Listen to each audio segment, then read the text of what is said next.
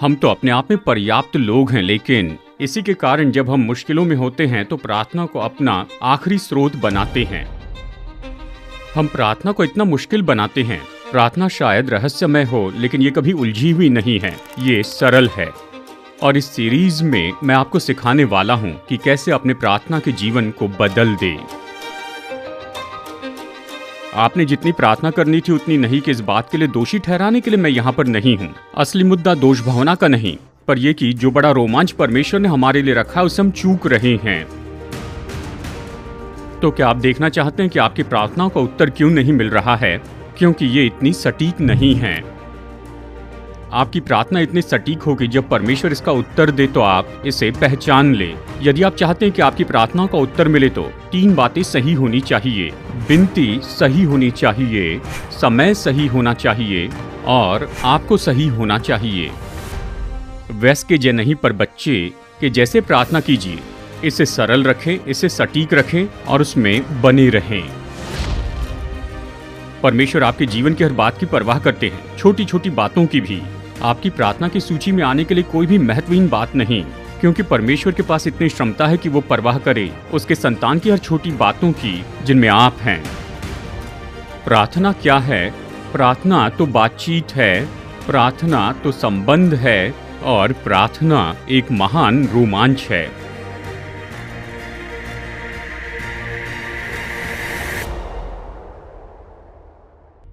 मांगो तो तुम्हें दिया जाएगा, ढूंढो तो तुम पाओगे, खटखटाओ तो तुम्हारे लिए खोला जाएगा। ये 3 निर्देश, मांगो, ढूंढो और खटखटाओ, ये तो अनिवार्य ऐसी बात है। मैं तो पुराना इंग्लिश मेजर विषय वाला हूँ, इसका मतलब मेरे लिए ये होता है। तो चलिए, आपके लिए इसका कोई अर्थ नहीं रहा तो भी मैं इसका अर्थ बताता हूँ। जो अनिवार्य बात है ये कोई सुझाव नहीं है, ये आज्ञा है। ये ऐसा नहीं कि यीशु हमसे कह रहे हैं कि मांगने के बारे में हम सोचें, कि ढूंढने के बारे में प्रार्थना करें और खटखटाने के बारे में सोचें। हमारे ध्यान को बार बार जिस शब्द की ओर लेकर जाते हैं वो शब्द है मांगो। अगर आपने देखा होगा, इस वचन भाग का हर एक शब्द तीव्रता को बढ़ाता है और तीनों शब्द के इंग्लिश के पहले अक्षर तो आस्क हैं। अगर आप आस्क, सीक और नॉक एक दूसरे के नीचे रखें तो पहले अक्षर हैं, इससे बनेगा आस्क। शायद यीशु ने सोचा होगा सरल शब्दों में नहीं समझे तो कोड में बताता हूं। तो यहां पर ये कोड है, ये सीक्रेट कोड है। आप महत्व देख रहे हैं, इससे बच नहीं सकते। वचन में मांगो शब्द पर जोर दिया गया है क्योंकि परमेश्वर चाहते हैं कि हम मांगते जाएं। वो हमसे नहीं कहते कि हम भीख मांगे, वो हमें आज्ञा नहीं देते कि हम रोते रहें। हालांकि प्रार्थना करते समय ये ऐसे कुछ प्रकट करने वाले अनुभव हो, लेकिन वो हमें बहुत ही स्पष्ट और सरल शब्दों में बताते हैं कि मांगो। मुझे याद है प्रार्थना के बारे में जब पहली बार मैंने इस वचन को देखा था, मैं सोच रहा था प्रार्थना के लिए बाइबल में सच में कितने अलग अलग शब्द हैं, और मैंने सोचा ये बस उनमें से एक है। तो मैंने सोचा अगर मैं इसे ग्रीक लेक्सिकॉनी में देखूं तो ये मुझे बताएगा कि प्रार्थना में मांगने शब्द का अर्थ क्या है। मैंने देखा, पता है मुझे क्या मिला? इसका अर्थ है मांगना। इसका यही अर्थ है, ये प्रार्थना का शब्द नहीं है, ये सरल शब्द है मांगने के लिए। वो चाहते हैं कि हम आकर उससे मांगे। मैं सोचता हूं इसके बारे में हमारे घर के बच्चों के अच्छे उदाहरण हमारे सामने हैं। अनुभव नहीं पाए तो निश्चय हमने देखा है। क्या आपने ध्यान दिया, बच्चे मांगने से हिचकिचाते नहीं। जब सब सही हो केवल तभी वो मांगते नहीं, वो बस मांगते हैं और वो बस आपको मांगते रहते हैं और आपको परेशान कर देते हैं। आपने उस छोटे लड़के के बारे में सुना होगा जो एक शाम अपने पिता के साथ घर में था और उसकी माँ लेडीज मीटिंग में गई थी। उसके पिताजी इंचार्ज थे और इस लड़के ने सोचा कि एक युक्ति करता हूँ। यह ऐसा था जो उसकी माँ ने पहले भी कई बार देखा था और इससे निपटना जानती थी। ये बहुत ही विख्यात है, मुझे एक गिलास पीने का पानी चाहिए। और इस तरह पहले उसने पानी मांगा और फिर अवश्य ही उसे बाथरूम जाना पड़ा। फिर उसे पीने के लिए एक गिलास पानी और चाहिए था। इस तरह ये चलते रहा और पिताजी का धीरज टूट गया था। वो अपने बेटे के लिए सब कुछ करने की कोशिश कर रहे थे, लेकिन आखिरकार ये तो बहुत हो गया। जब बेटा पानी मांगने लगा तो ये सीढ़ी के पास नीचे खड़े होकर कहने लगे, तुम अपने कमरे में जाओ और बिस्तर पर लेट जाओ। मैं तुमसे एक शब्द नहीं सुनना चाहता। अगर मैं तुम्हारा एक शब्द भी सुन लूं तो मैं तुम्हारी पिटाई करने के लिए ऊपर आ जाऊंगा और तुम्हें यह पसंद नहीं आएगा। सब शांत हो गया। पिताजी ने सोचा आखिरकार वो जीत गए हैं, लेकिन कुछ समय के बाद सीढ़ी के ऊपर से एक छोटी आवाज आई, कहा, डैडी, जब आप मेरी पिटाई करने के लिए यहाँ ऊपर आएंगे तो मेरे लिए एक गिलास पानी लाना। इसे ही हम डटे रहना कहते हैं। बच्चे जीवन को ऐसे प्रत्युत्तर देते हैं। जानते, मांगना ये शब्द इतना सरल है। मैं सोचता हूं हमें जितनी प्रार्थना करनी चाहिए उतनी हम प्रार्थना नहीं करते हैं, क्योंकि हमने प्रार्थना को मुश्किल बनाया है। प्रार्थना तो ऐसी है जैसे कोई बच्चा अपने पिता के पास जाता है कि जो जरूरी है वो मांगे, उससे ज्यादा मांगता है, लेकिन ये केवल इतना सरल है। ये डटे रहना है। बच्चे हिम्मत नहीं हारते, वो तो बस मांगते रहते हैं, और यही तो बहुत ही सरल और दृढ़ निश्चय की बात होती है। यही बात तो यीशु अपने पाठ में हमें यहां सिखा रहे हैं। और फिर उसने कहा, मांगने के बाद ढूंढो। यीशु ने कहा कि ढूंढो, और जैसे मैंने कहा कि ये हर एक आज्ञा की तीव्रता बढ़ती जाती है। मेरे लिए मांगने से बढ़कर ढूंढने में ज्यादा परिश्रम है। ये कहता है पहले तुम मांगने के लिए आओ, पर मांगने के बाद ये जानते जिसके पास उत्तर है उसे हमें ढूंढना है। तो ढूंढना ये तो उपहार से बढ़कर देने वाले को खोजना है। यानी ये कहना, मैं उसे ढूंढूंगा जिसके पास ये उत्तर है, मैं उसे ढूंढूंगा, मैं उसे पाऊंगा। कई बार प्रार्थना में हम सामान्य रूप में मांगते हैं और ये जानते कि हमने हमारे और परमेश्वर के बीच में दूरी आने दी है। ढूंढने का मतलब उस दरार को बंद करना है। इसका मतलब उसके करीब आना है ताकि अपनी प्रार्थनाओं में हम सच में उससे बात कर सके। फिर बाइबल कहती है हमें खटखटाना है। ये तो ढूंढने की तुलना में और ज्यादा नजदीकी और मकसद के साथ है। जब आप उस जगह जाते हैं जहां पर उत्तर है और आप मांगते हैं, तो आप उसे ढूंढते हैं जिसके पास में उत्तर है। आखिरकार आप उसके दरवाजे पर होते, खटखटाते और पुकारते हैं, वो कहां पर हैं, मैं कैसे अपना उत्तर पा सकता हूं। आप जैसे भी इन 3 शब्दों का अर्थ लगाएं, मांगो, ढूंढो, खटखटाओ, इसे समझ लीजिए दोस्तों, यीशु हम में से हर एक को न्योता देते हैं कि हम आए। वो चाहते हैं कि हम तीव्रता के साथ में आए, अपने जीवन की जरूरतों को उसके सामने लेकर आएं। हमें दरवाजा तोड़ने की जरूरत नहीं है, उसने दरवाजा खुला रखा है और वो हमें मांगने के लिए न्योता देते हैं। हॉवर्ड हेंड्रिक्स डैलस सेमिनरी में मेरे एक शिक्षक थे। हम में से बहुत से लोग जो आज पास्टर हैं वो हमारे मेंटर थे। मुझे सौभाग्य मिला कि उनके स्वर्ग में जाने के पहले मैं कुछ समय उनके साथ बिताऊं। उन्होंने मेरे जीवन पर बड़ा प्रभाव डाला है। शायद कुछ लोगों को पता होगा, डाना उनकी सेक्रेटरी थी और मैं विद्यार्थी था, तो इस तरह हम उन्हें और उनकी पत्नी को अच्छे से जानते थे। वो हम एक प्रोफेसर की कहानी बताया करते थे। वो जब भी लेक्चर देने आते तो इन्हीं के घर में रुकते थे। एक शाम जब वो पारिवारिक डिवोशन के लिए एक साथ जमा हुए, बच्चों ने बहुत ही सरल बच्चों जैसी प्रार्थना की। उन्होंने 3 पहिया की साइकिल के लिए यीशु को धन्यवाद दिया, सैंडबॉक्स के लिए, बाढ़े के लिए और प्रतिदिन की हर एक आशीष के लिए। और सब बच्चे सो जाने के बाद में ये प्रोफेसर यानी डॉक्टर हेंड्रिक के अनुसार उन्होंने इनसे कहा, आपको बताने की जरूरत नहीं कि आप थियोलॉजिकल सेमिनरी में एक प्रोफेसर हैं और आप बच्चों को ऐसी प्रार्थना सिखाते हैं कि हर रोज की जरूरी बातों के लिए ऐसी प्रार्थना करें। डॉक्टर हेंड्रिक ने कहा, मैं ऐसे ही सिखाता हूं। और उस प्रोफेसर के बारे में याद करते हुए पूछा कि आपने अपनी फोर्ड के लिए प्रार्थना की है। वो जवाब जानते थे क्योंकि वो प्रोफेसर की कार विश्वास और कपड़ों पर चलती थी। उन्होंने कहा, हाँ, मैं अपनी फोर्ड के लिए हमेशा प्रार्थना करता हूं प्रभु, बस इसे एक और दिन चलने दीजिए। डॉक्टर हेनरिक ने उत्तर दिया, सच में? तो आप कैसे सोचते हैं कि परमेश्वर के लिए आपकी फोर्ड महत्वपूर्ण है, मेरे बच्चों की साइकिल नहीं? और फिर हेनरिक्स ने आगे बात बढ़ाई, आप बहुत यात्रा करते, आप सुरक्षा के लिए प्रार्थना करते हैं? ओ भाई हेनरिक्स, उस प्रोफेसर ने कहा, सुरक्षा के लिए प्रार्थना किए बिना मैं कहीं नहीं जाता कि प्रभु की यात्रा की दया मुझ पर रहे। तो जब मेरे बच्चे फेंस के लिए परमेश्वर को धन्यवाद देते हैं तो सुरक्षा बिल्कुल इसी तरह की बात है जो कुत्तों को दीवार के उस पार रखती है। क्या ये दिलचस्प नहीं? जैसे हमारी उम्र बढ़ती जाती है, हम खुद को सहमत करते हैं कि हमारी प्रार्थना तो बहुत ही अच्छे शब्दों की होनी चाहिए कि परमेश्वर उन्हें ग्रहण कर सके। इस वचन भाग में यीशु की शिक्षा का केंद्र तो बहुत ही सरल है। हम जैसे हैं वैसे उसके पास आना है। हमें अपनी विनती सरल और सीधे उसके पास लेकर आनी है। वो हमारी सुनने के लिए बेताब हैं। चलिए इस तरह से कहता हूं, आप परमेश्वर का उत्तर सुनने के लिए जितने बेताब, उससे बढ़कर परमेश्वर आपकी प्रार्थना सुनने को बेताब हैं। तो जब हम प्रार्थना नहीं करते हैं तो हम इस बहुत ही अद्भुत ऐसे अवसर को मेज पर छोड़ देते हैं। प्रार्थना की अनिवार्यता, मांगो, ढूंढो और खटखटाओ। अब चलिए कुछ पल में प्रार्थना के प्रभाव के बारे में आपको बताऊं। वचन 8 में यीशु ने कहा, क्योंकि जो कोई मांगता है उसे मिलता है, और जो ढूंढता है वो पाता है, और जो खटखटाता है उसके लिए खोला जाएगा। इस वचन में दो कुंजी के महान सत्य हैं। पहली बात ये बताता है कि प्रार्थना तो विस्तृत है। शब्द पर गौर कीजिए, जो कोई महान शब्द है। केवल पास्टर्स ही नहीं, केवल डीकन्स ही नहीं, केवल टेलीविजन प्रचारक ही नहीं, केवल वही नहीं जो सेमिनरीज में गए हो या फिर प्रार्थना पर कोर्स किए हैं। यीशु तो सभी से बात कर रहे हैं। इसका मतलब इस कमरे के सभी लोग और हर एक व्यक्ति जो इस संदेश को देख रहा है, चाहे आप जहां भी हो, आप इस प्रतिज्ञा में शामिल हो चुके हैं। प्रभु राज्य की हर एक संतान। मतलब आप इस तरह प्रार्थना कर सकते हैं, आप मांग सकते, ढूंढ सकते, खटखटा सकते हैं और परमेश्वर आपकी सुनेंगे।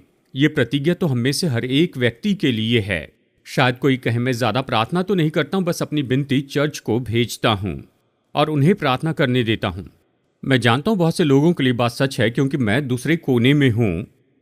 कितने दुख की बात है।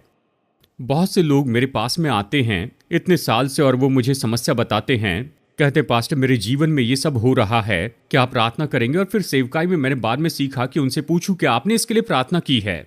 नहीं, इसलिए तो मैं आपके सामने रख रहा हूं, आपसे विनती करता हूं कि इसके लिए प्रार्थना कीजिए। फिर मैं उनसे कहता हूं, ऐसा करने के लिए मैं बहुत खुश हूं, लेकिन चलिए मैं आपको याद दिला दूं, सर, मिसेस, परमेश्वर के सामने मेरी प्रार्थना आपकी प्रार्थनाओं से ज्यादा प्रभावी नहीं है। प्रार्थना की लाइन में मैं आपके आगे खड़ा नहीं हूं। मैं पास्टर हूं, इसका मतलब ये नहीं है कि आपकी प्रार्थनाओं से ज्यादा मेरी प्रार्थनाओं का उत्तर मिलेगा। मैं आपके लिए खुशी से प्रार्थना करूंगा, पर आप मेरे द्वारा मत जाइए। देखिए, कई लोग इसी तरह से सिखाते हैं, लेकिन बाइबल इस तरह से नहीं सिखाती है। बाइबल सिखाती है हमें परमेश्वर के पास जाना चाहिए, तब वो हमारे लिए अपना हृदय खोलते हैं। और चाहे हम जो भी हो और चाहे हम प्रभु राज्य में खुद को कितना भी महत्वहीन क्यों न समझे, परमेश्वर चाहते हैं कि हम उससे बातें करते जाएं। अगर आप ये सोचते हैं कि परमेश्वर का यह अर्थ नहीं कि मैं हूं, तो मैं आपको बता दूं कि निश्चय ही आप ही हैं। इसमें से कौन से भाग को आप नहीं समझ पा रहे हैं? प्रार्थना विस्तृत है और फिर बाइबल सिखाती है कि प्रार्थना तो निश्चित है। मैं इसमें मिलावट करके समझाने की कोशिश नहीं करूंगा, क्योंकि ये तो ऐसी बात है जो परमेश्वर ने कही है। हम हमेशा अपने विश्वास की कमी के कारण इसे समझाने की कोशिश करते हैं। कहाँ? क्योंकि जो कोई मांगता है उसे मिलता है, और जो ढूंढता है वो पाता है, और जो खटखटाता है उसके लिए खोला जाएगा। केवल कुछ बार नहीं, केवल ज्यादातर नहीं, केवल कुछ लोग नहीं, कुछ मात्रा में लोग नहीं, हर कोई जो मांगता है वो पाता है। एक कारण है हम प्रार्थना क्यों नहीं करते, क्योंकि विश्वास नहीं करते हैं। और अगर हम सच में विश्वास नहीं करते तो हमें प्रभु वचन के ऊपर में सच में समस्या है। मैं विश्वास करता हूं प्रभु इंतजार कर रहे हैं कि अपना खजाना खोले, कि हमारी जरूरत पूरी करे। उसके पास पहले से ये है, उसे जाकर इसे लेना नहीं है, बस वो राह देख रहे हैं कि हम उससे मांगें। एक पुरानी कहानी है उस मनुष्य के बारे में जो स्वर्ग में गया था, और जब वो स्वर्ग में गया तो संत पतरस उसकी स्वर्ग में अगुवाई कर रहा था, और वो हैरान हो गया क्योंकि लॉबी तो भरी हुई थी फाइल के कैबिनेट से। उसने सोचा स्वर्ग ऐसा नहीं होगा। उसने पतरस से पूछा तो उसने कहा कि यह ऐसे फाइल से भरा है वो सारी चीजें जो परमेश्वर अपनी संतानों को देना चाहते थे, लेकिन उन्होंने कभी नहीं मांगी। मुझे याद है जब मैंने ये कहानी सुनी, मैंने सच में प्रार्थना की, प्रभु जब मैं स्वर्ग में जाऊंगा तो मेरी फाइल खाली हो। मैं सच में नहीं चाहता हूं कि जब मैं वहां पर जाऊंगा तो मेरे विरुद्ध में कुछ हो। मुझे याद आता है मार्क बैटरसन, जो कि मेरे वर्तमान के अच्छे प्रचारक है, उन्होंने कहा, मैं गारंटी देता हूं जो आपने प्रार्थनाएं नहीं की उनमें से 100% का उत्तर नहीं मिलेगा। और वो बिल्कुल सही है। एक दिन मैंने अपने जर्नल में ये सरल प्रार्थना लिखी थी। एक सरल वाक्य है, मैं विश्वास करता हूं प्रभु प्रार्थनाओं का उत्तर देते हैं, हमेशा उत्तर देते हैं, हर जगह पर। मैं अपनी चिंताओं और बोझ को जो मैं कभी सह नहीं सकता उस पर डालता हूं, उस प्रभु पर जो प्रार्थना का उत्तर देते हैं। प्रभु प्रार्थना का उत्तर देते हैं। हर एक व्यक्ति जो प्रार्थना करता है प्राप्त करता है। और प्रार्थना की अनिवार्यता और प्रार्थना का प्रभाव, इसी के साथ यीशु का प्रार्थना का उदाहरण। अगर प्रचार करना सीखना है तो यीशु के उपदेश पढ़िए। वो महान प्रचारक थे। मैं ये महान सच्चाई जानता हूं कि यीशु तो बहुत अच्छी कहानी बताने वाले थे। वो कहानी बताने में बहुत ही महान थे। उसके पास हमारी जैसे उदाहरण की किताबें नहीं थी, न नॉवेल्स, ना ही अखबार था कि वर्तमान की घटनाओं को पढ़ सके। लेकिन यीशु ने अक्सर जो कुछ भी देखा उसमें से उदाहरण दिए हैं। एक दिन उसने अंजीर का पेड़ देखा और उसका एक उदाहरण दिया। देखिए, वचन 9 और 10 में यीशु इन सिद्धांतों का उदाहरण दे रहे हैं। तुम में से ऐसा कौन मनुष्य है कि यदि उसका पुत्र उससे रोटी मांगे तो वो उसे पत्थर दे, या मछली मांगे तो उसे सांप दे? यीशु प्रार्थना को बहुत व्यवहारिक बनाना चाहते हैं, केवल तत्वज्ञान नहीं और ना ही बहुत ज़्यादा आत्मिक। आपको याद है जब यीशु जंगल में थे और शैतान उनकी परीक्षा कर रहा था, शैतान ने उससे कहा कि क्यों न तुम पत्थर को रोटी बना दो। अक्सर इस कहानी में हम ये बात चूक जाते हैं। उस प्रांत के जो पत्थर हैं वो छोटी रोटी जैसे गोल दिखते थे। मुझे कोई संदेह नहीं कि शैतान ने उसे इस तरह का एक पत्थर दिखाया होगा और कहा होगा क्यों न तुम इसे रोटी बना दो। अब यहाँ पर यीशु उसी तरह की बात का उपयोग करके कहते हैं, तुम में से कौन सा ऐसा पिता होगा यदि उसका पुत्र आकर उससे कहे कि मुझे रोटी दे, तो वो जमीन पर से पत्थर उठाकर ये कहेगा, ये लो, उसके बजाय इसे खा लो। और उसने कहा जिस तरह से मछलियां पकड़ी जाती हैं, मछुआरे जाल में मछलियां पकड़ते हैं और कई बार पानी का सांप वहां पर मछलियों के बीच में फंस जाता है। यीशु ने कहा तुम में से ऐसा पिता कौन होगा जिसका पुत्र उससे मछली मांगे तो वो उसे सांप दे दे। जब आप रुककर इसके बारे में सोचते हैं, ये बहुत ही महत्वपूर्ण उदाहरण है। इस बात को और मजबूती से समझाकर ये कहते हैं, अतः जब तुम बुरे होकर, अब इसका यह अर्थ नहीं कि बहुत ही बुरे लोग हैं, ये तो परमेश्वर की तुलना में बुरे होना कहते हैं। यानी जैसे तुम पूरे सिद्ध नहीं हो, अपने बच्चों को अच्छी वस्तुएं देना जानते हो, तो क्या तुम ये नहीं सोचते कि परमेश्वर आपके लिए ऐसे ही करेंगे क्योंकि तुम उसकी संतान हो? यदि तुम पापी होकर अपने बच्चों को इस तरह प्रत्युत्तर देते हो, तो परमेश्वर अपनी संतान को कैसे प्रत्युत्तर देंगे? यही तो उदाहरण है और इसी तरह हमें प्रार्थना में परमेश्वर तक पहुंचना चाहिए। और दोस्तों, मैं आपको बताना चाहता हूं, बहुत से लोग ऐसी प्रार्थना करते हैं जैसे परमेश्वर देना नहीं चाहते और हम उनसे लेना चाहते हैं। मतलब वो तब तक दरवाज़ा खटखटाते हैं जब तक परमेश्वर सुन न ले। ये ऐसी बात है ही नहीं। अगर इससे एक बात ले सकते हैं तो वो ये होनी चाहिए, परमेश्वर आपकी सुनना चाहते हैं। शायद पहली बार मांगते ही वो आपको न दे, लेकिन अगर आप इस तरह मांगते रहेंगे तो वो सुनेंगे और आपको उत्तर देने के लिए एक समय चुन लेंगे। परमेश्वर आपकी प्रार्थना सुनने और उत्तर देने के लिए बेताब हैं, और प्रार्थना का उत्तर पाने के लिए आपको कोई फॉर्मूला उपयोग करने की ज़रूरत नहीं। आपको बड़बड़ाते नहीं रहना है, आपको मणि नहीं गिनने हैं, आपको बस केवल उससे मांगना है। बस यही, केवल मांगे। और परमेश्वर प्रेमी पिता के जैसे सुनने के लिए तैयार हैं। एक पिता के रूप में मैं आपसे एक बात कह सकता हूँ, और यही तो मेरा सबसे बड़ा आनंद है इतने पूरे साल में, बस यही कि मेरे बच्चों की ज़रूरतों के लिए मैं उनका उत्तर हो जाऊं। अब मैं खुद के बारे में सोचता हूं कि मैं जर्मया परिवार के लिए पूरी सुरक्षा का जाल हूं, और मेरे परिवार में हर कोई ये बात जानता है, और उस जगह पर रहना मुझे बड़ा आनंद देता है। देखिए, मानवीय पिता के रूप में ये बात मेरे लिए सत्य है। तो आपको क्या लगता है हमारे स्वर्गीय पिता क्या महसूस करते हैं? प्रार्थना के लिए एक से ज़्यादा उत्तर हैं। मैं सोचता हूँ कुछ पल इस पर हमें चर्चा करनी चाहिए। कुछ लोग कहते हैं मैंने प्रार्थना की, प्रभु ने कभी उत्तर नहीं दिया। नहीं, क्या होता है, आप प्रार्थना करते हैं, आपको ऐसा उत्तर मिलता है जो आपको पसंद नहीं। कितने लोग जानते हैं प्रार्थना के लिए एक से ज़्यादा उत्तर हैं। कई साल पहले मैंने कोई बात जानी और अपनी बाइबल में मैंने लिख दी। वो बात इस तरह से है, अगर विनती ही गलत है तो परमेश्वर नहीं कहते हैं। कितने लोग जानते हैं इतने साल में आपने परमेश्वर से बड़ी मूर्खता की बातें मांगी हैं। अगर आप याद करें कि आपने ऐसी कुछ प्रार्थनाएं की थी और परमेश्वर उन प्रार्थनाओं का उत्तर नहीं देते, आप भी ये जानते हैं। आप कैसे लगता है ऐसा कहने के लिए परमेश्वर से क्षमा मांगनी चाहिए कि आपने उससे ये प्रार्थना की थी? मैं सोचता हूं जब हम स्वर्ग में जाएंगे तो हम परमेश्वर का धन्यवाद करेंगे उन सभी प्रार्थनाओं के लिए जिसके लिए उसने हाँ कहा, और कुछ प्रार्थनाओं को उसने नहीं कहा है। मैं हाथ उठाने के लिए तो नहीं कहूंगा, लेकिन हम में से बहुत से लोग इस बात की गवाह हैं कि हम आभारी हैं कि कुछ समय परमेश्वर ने नहीं भी कहा है। अगर पीछे मुड़कर देखें तो हम जानते हैं कि हम गलत चीज़ मांग रहे थे, हमारी विनती गलत थी, और जब हमारी विनती गलत होती है तो परमेश्वर नहीं कहते हैं।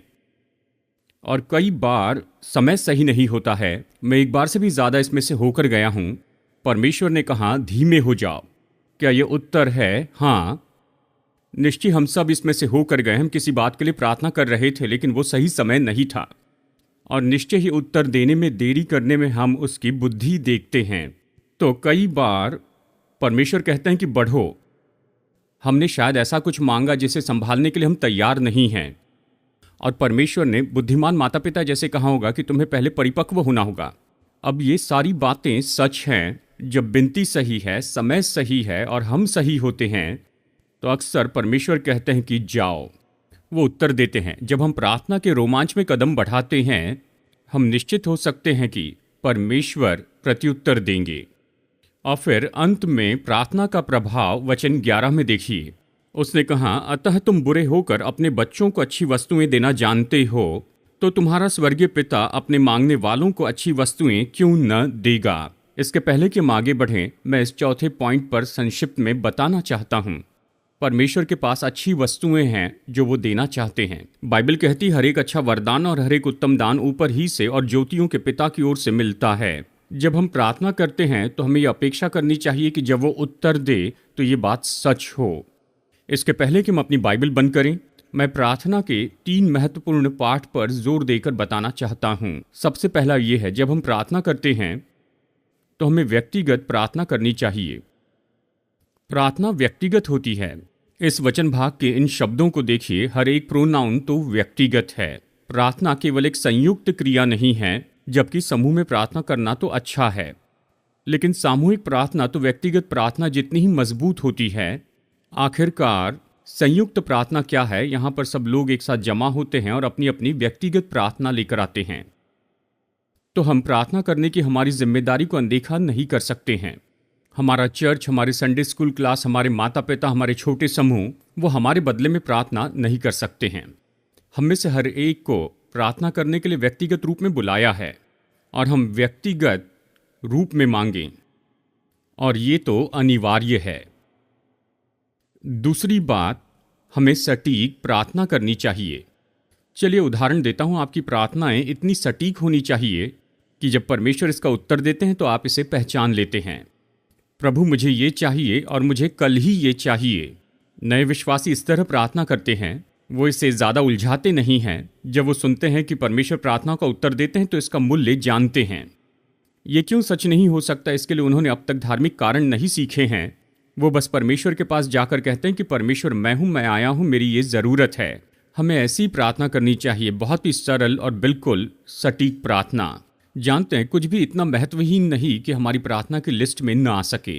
वो आपकी परवाह करते हैं। कुछ लोग ये कहते हैं मुझे ये नहीं चाहिए, इसके लिए मैं परमेश्वर को परेशान नहीं करूंगा। आप महान परमेश्वर के बारे में कह रहे हैं, उसमें इतनी क्षमता है कि अपनी हर एक संतान की हर एक विवरण की बातों की परवाह करें, जिनमें आप भी हैं और मैं भी हूं। तो हमें व्यक्तिगत प्रार्थना करनी चाहिए, और हमें सटीक प्रार्थना करनी चाहिए, और हमें निरंतर प्रार्थना करनी चाहिए। मैंने शुरू में कहा, हमें दरवाज़ा ठोक कर भीख मांगने की ज़रूरत नहीं है। ये सच है, लेकिन ये भी सत्य है कि हमें निरंतर प्रार्थना करनी चाहिए। हम पहली बार प्रार्थना करते हैं तो ज़रूरी नहीं कि परमेश्वर तुरंत हमें उत्तर दे दें। नए नियम की ग्रीक भाषा में यहाँ पर 2 अनिवार्य बुनियादी बातें बताई हैं। एक को कहते हैं एरिस इम्पेरेटिव, और एरिस इम्पेरेटिव का उपयोग होता है कि क्रिया के बारे में बताएं जो एक बार सदा के लिए हो जाती है। उदाहरण के लिए कहिए कि आप कार में बैठे हैं और आप ड्राइवर को दिशा बता रहे हैं, और एक खास चौराहे पर आप कहते हैं कि इस लाइट पर आप रुकिए। रुकना ये इम्पेरेटिव है, लेकिन इस संदर्भ में ये तो एरिस्ट इम्पेरेटिव भी है, एक बार सदा के लिए क्रिया, यानी रुक जाएं। लेकिन अगर आप ड्राइवर से ये कहें हर लाइट पर रुकना मत भूलिए, तो ये प्रेजेंट इम्पेरेटिव है जिसमें निरंतर क्रिया जुड़ी है। क्या आप जानते हैं यीशु इस वचन भाग में किस तरह के इम्पेरेटिव का उपयोग करते हैं? उसकी ये तीनों आज्ञाएं, मांगो, ढूंढो और खटखटाओ, ये प्रेजेंट इम्पेरेटिव्स हैं। इसका अर्थ इस तरह से हो सकता है कि निरंतर मांगते रहें, निरंतर ढूंढते रहें, निरंतर खटखटाते रहें। मांगना कभी न रोके, ढूंढना कभी न रोके, खटखटाना कभी न रोके, बस ये करते जाएं। परमेश्वर के पास अपनी प्रार्थनाएं लाएं। अगर आपको लगता है आपकी विनती व्यवहारिक है तो मांगते रहें, ढूंढते रहें, खटखटाते रहें। और साथ साथ में मैं ये कहूँगा, ऐसा करते हुए शायद परमेश्वर आपकी प्रार्थना का उत्तर न दे, लेकिन वो आपको बदलेंगे, वो आपको बदलेंगे। निरंतर प्रार्थना के द्वारा परमेश्वर हमें सिखाना चाहते हैं कि हम उसकी राह देखें और सचेत रहें। जब हम प्रार्थना करते हैं और सचेत रहते हैं, परमेश्वर जिससे प्रसन्न होते हैं वही काम हम में करेंगे। वो हम में काम कर रहे हैं और वो हमें मसीह के रूप में और ज़्यादा बनाते चले जा रहे हैं। और जब आप तैयार होंगे तो निश्चय वो आपको सही उत्तर देंगे। यीशु ने 2 दृष्टांतों के द्वारा इस पाठ पर जोर दिया है। उसने कहा, और मैं तुमसे कहता हूं कि मांगो तो तुम्हें दिया जाएगा, ढूंढो तो तुम पाओगे, खटखटाओ तो तुम्हारे लिए खोला जाएगा। क्योंकि जो कोई मांगता है उसे मिलता है, और जो ढूंढता है वो पाता है, और जो खटखटाता है उसके लिए खोला जाएगा। यहाँ संदेश स्पष्ट है, कभी हिम्मत न हारें। लूका 18 में यीशु ने एक विधवा के बारे में बताया जिसने अन्यायी न्यायाधीश से न्याय पाया क्योंकि उसने मांगना बंद करने से इनकार किया।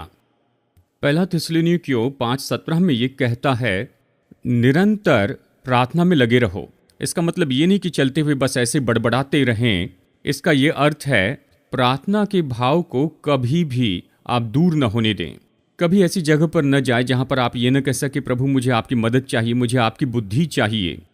कुछ लोग परिवार के सदस्यों के लिए प्रार्थना कर रहे हैं। शायद आपने हिम्मत हार दी क्योंकि परमेश्वर ने आपके जीवन काल में उत्तर नहीं दिया। मैं आपको याद दिलाऊं, परमेश्वर आपके समय के अनुसार काम नहीं करेंगे, वो अपने समय में उत्तर देंगे। और उसने हमें बुलाया कि हम निरंतर प्रार्थना करें, कभी मांगना बंद न करें। मैं आपके सामने मानता हूं परमेश्वर प्रार्थना का उत्तर देते हैं। मैंने उससे ये करते देखा। सही डॉक्टर की ओर वो आपकी अगुवाई करेंगे। बहुत ही व्यस्त संसार के हॉस्पिटल में बस आपको उस पर विश्वास करना है। वो आपको संसार के टॉप स्पेशलिस्ट से जोड़ सकते हैं जो आपके घर से 40 मिनट की दूरी पर हो, बिल्कुल सही समय पर। आपके बच्चों को अच्छी यूनिवर्सिटी में दाखला दे सकते हैं। मैं जानता हूं ऐसे कुछ प्रेसिडेंट हैं और एथलेटिक डायरेक्टर हैं, दोनों के दोनों समर्पित विश्वासी हैं। वो तो नौजवान को उद्धार में लेकर आ सकते हैं मसीह पर केंद्रित विवाह के समय में।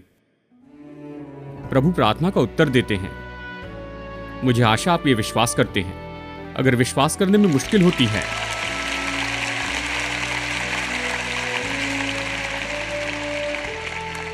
मैंने इस छोटी सीरीज का नाम रखा है प्रार्थना महान रोमांच। शायद आप हमेशा न जाने कि परमेश्वर क्या करने वाले हैं, लेकिन जब आप प्रार्थना करेंगे तो आप जानते हैं वो कुछ करने वाले हैं।